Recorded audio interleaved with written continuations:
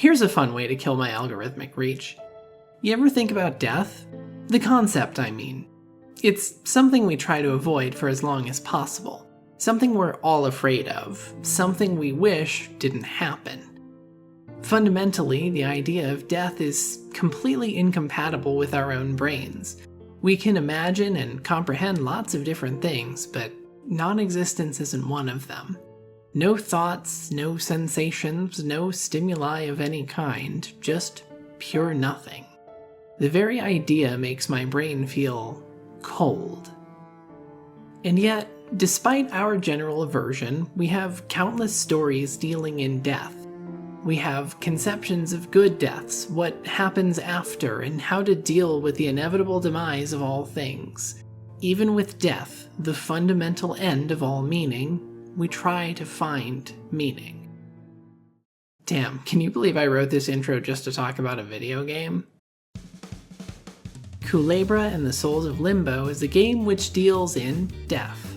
You play as Kulebra, a skeletal snake who guides souls to the afterlife and tries to find his purpose along the way. Visually, it takes inspiration from the Paper Mario series, but gameplay-wise, it's more of a light, story-focused puzzle game. The core gameplay loop is mostly walking and talking, learning things about characters, and finding items to solve certain story or environmental puzzles. Other than that, Kulebra's only notable ability is his rolling, which allows him to traverse faster and bump into walls and objects, sometimes knocking important items loose. The main premise of the game is traveling around Limbo, the purgatory between life and death, so that you can assist souls with their unfinished business. Given how much this game revolves around the story, there's not a lot I can say about it that won't spoil important parts. The characters are all strongly written with a lot of depth to them.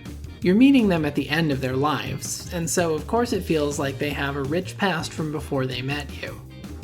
Most souls' unfinished business is difficult to untangle, as it's usually about more than finishing a simple task. Many of the souls you meet are seeking closure on some pretty heavy topics. There's even a moment close to the end of the story that made me cry, and not just a single tear. I mean rivers of tears, openly bawling kinds of crying. Thankfully, between the heavy moments, there's also a lot of humor and charming aesthetic to keep the game from feeling like a downer the whole time. I have to commend the writers here on striking a perfect balance between humor and absolute gut punches. Time plays an interesting role in the game. There are 3 distinct times of day in Limbo: morning, evening, and nighttime. Once nighttime ends, all of the souls except for you reset, forgetting everything you've said to them and starting their day's routine all over again, as if the previous day never happened. Only by performing especially meaningful tasks will you be able to leave a mark on their soul and change their routine. If you've ever played Majora's Mask, this should sound a little familiar. Puzzle-wise, the game is fairly light on difficulty. I was always able to move forward in the story, and it was pretty easy to figure out what I needed to do next. What I like a lot is how, after the first area, the story opens up and you're given different threads to pursue in a town. There's this sense that, in addition to moving forward, you're also balancing a lot of plates, keeping track of the lives of lots of people and their interactions. Thankfully, there's a journal that keeps track of all the important details. The game gets a lot out of its rolling mechanic and makes plenty of push-block puzzles, but I can't say the same for some of the other smaller mechanics. If you push on a wall, sometimes you can listen in on conversations happening on the other side. This is only ever used for story purposes, and part of me wishes there were other walls to push against so you could hear conversations outside of the story. Although in truth, that's a lot of writing for a feature most might not even see, so I understand why the mechanic is kept to a minimum. I also wonder if the lockpicking minigame could have been rethought. As it stands, there's a sequence of directions you have to press for each lock to open it. You figure out the sequence through a series of blind guesses and memorization.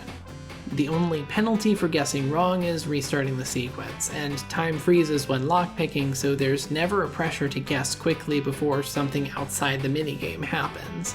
You only lose lockpicks after successfully picking locks, so you don't even have to worry about resource management.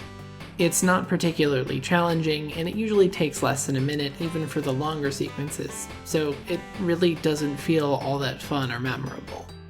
In the grand scheme of things, this is a minor complaint. If this is the only thing I found boring in the whole game, then this game is pretty high quality. Kulebra released fairly recently, and the reason I was able to get my hands on it was because I backed it on Kickstarter. My name is in the credits somewhere, and I even got the little paper statue of Kulebra and the Gaia Games pin. Being honest, I have no idea why I backed it. Most Kickstarter games I pledge to, I have some kind of idea what the gameplay is going to look like. Usually there's some trailer with impressive gameplay that won me over, but with Kulebra, I never actually knew what kind of game I was getting into. Even counting down to release, I never watched any videos or trailers, nor did I pay much mind to any descriptions. I think I really was just well and truly won over by the key art on the campaign. I don't recommend that approach to backing crowdfunding projects. This time worked out for me, but I do also remember being burned by Mighty No. 9. Being a Kickstarter backer, though, I do have a little insight into the game's development. There are some stretch goals that were funded which currently aren't implemented into the game. As of the Kickstarter update that went out around release time, these features are still being worked on and will eventually be added into a post-launch update. So if you do end up purchasing and playing this game, you may come to a point in the epilogue where you just can't progress any further. A couple of characters mention needing time and making a public announcement, and this is indeed alluding to a larger update somewhere on the horizon. I'm very satisfied with where the story is currently and how it wrapped up, but I am also glad to know that I'll have a reason to pick it back up sometime in the future. In summary, Kulebra is an aesthetically charming game with a ton of well-written stories and characters. If you enjoy narrative-driven games with some light, mildly difficult puzzles, then I highly recommend picking the game up. You'll be rewarded with lots of bright colors, humor, and emotional moments. It's available on Steam and Nintendo Switch for $20, and in my opinion, it's well worth the price. Thank you to Gaia Games for making such a charming story, and thank you for watching. I hope you'll watch again in the next video.